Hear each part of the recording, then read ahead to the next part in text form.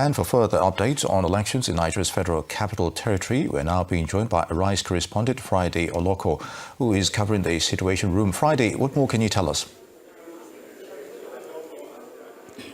Oh, thank you very much. Election started on a very cozy atmosphere in Gariki. From Gariki, we went to the Ibrahim Sani Estates, where the candidate of the ADC, Municipal, cast his votes. But one thing that is noticeable there is that of a voter apathy. For instance, in one particular polling unit where they have 454 registered voters, less than 30 voters came to cast their vote as at 11:40 a.m.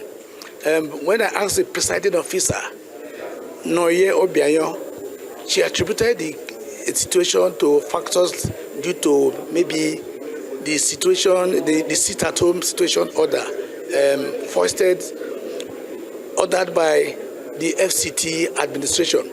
So generally, there was voters apathy there. And the Situation Room gave a press briefing about what they have seen on ground, and they complained about the malfunctioning of beavers, election security, vote buying and selling in some places, and the issue of technical glitches. One of the polling units we discovered that we spoke with the presiding officer, and what he told us was that when they insert the details of the voters on the beavers, it shows no results. These arrangements, coupled with the fact that there were no seats earlier, affected, it caused the delay, and as such, they were not able to start on time. So, but presently, we are presently at Continental Hotel in Abuja, where Situation Room and other CSOs are giving an update on what they have done so far. And with me here is a member of the Situation Room, Agape. She wants to give an update so far on what they have seen so far. Hello. Yes. Please, can you tell us what you have seen so far? All right, good afternoon all. So far, there is a relatively calm environment in the FCT. The only thing that we'll say is that voters came out very slowly. In Amak, we didn't have a lot of people come out in the early hours of voting. But as you move to Kuje, Kwali, Gwagwalada, we later started seeing queues of people showing that people had started coming out just before noon. There hasn't been any real issues with the beavers from our reports, just in about 2 places where we had malfunctioning beavers machines. Besides that, everything had worked efficiently.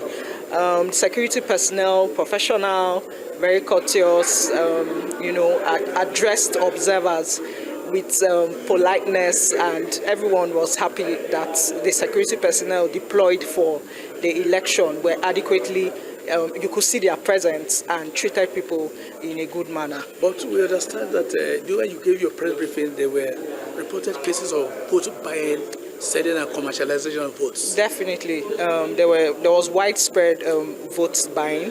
That means in many places, vote buying was observed. In some places, it was done discreetly, and in other places, it was open. And we gave an example of one of the places where it was done openly, right here in Amak.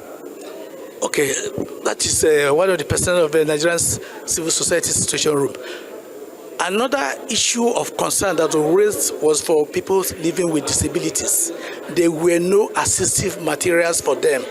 And so there were serious complaints, and the general consensus was that in subsequent elections, arrangements would be made for people with disabilities, because for them, what happened was a systematic exclusion and disenfranchisement.